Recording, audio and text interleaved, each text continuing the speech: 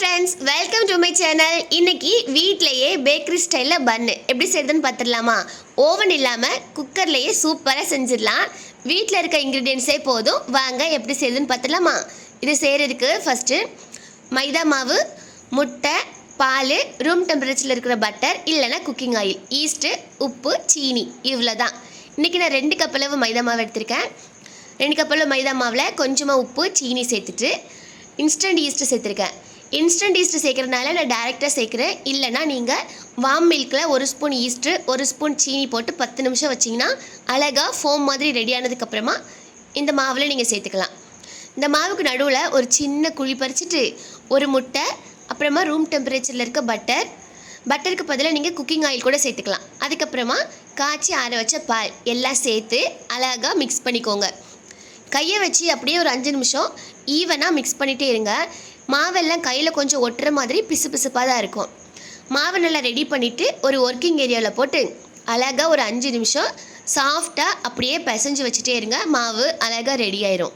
இந்த மாவை அப்படியே ஒரு பாத்திரத்தில் வச்சு ஒரு 1 ஹவருக்கு அப்படியே ரெஸ்ட்டில் வச்சுருங்க. அப்போ மாவு அழகாக டபுள் சைஸ் ஆகி மாவு ரெடி ஆயிரும்.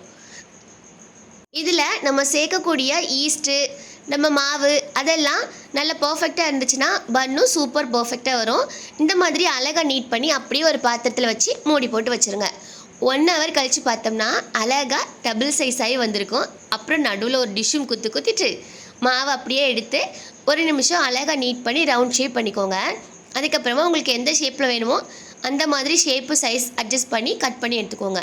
இன்றைக்கி நான் இதை 6 பீஸாக கட் பண்ணி எடுத்திருக்கேன். இதை கட் பண்ணிவிட்டு ஒவ்வொரு பீஸையும் தனியாக நல்ல அழகாக ரவுண்ட் ஷேப்பில் உருட்டி வச்சுக்கோங்க. கிராக் எதுவுமே இல்லாமல் பார்த்துக்கோங்க.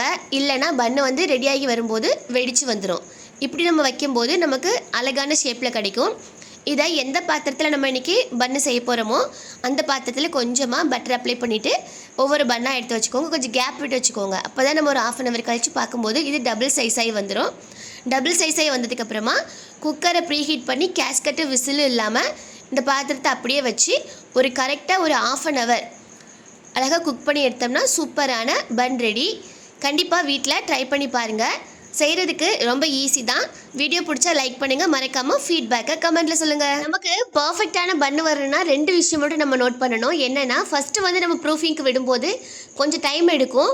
நல்லா அது புஷ்ஷுன்னு வந்ததுக்கப்புறம் தான் மாவை நீட் பண்ணி செய்யணும்.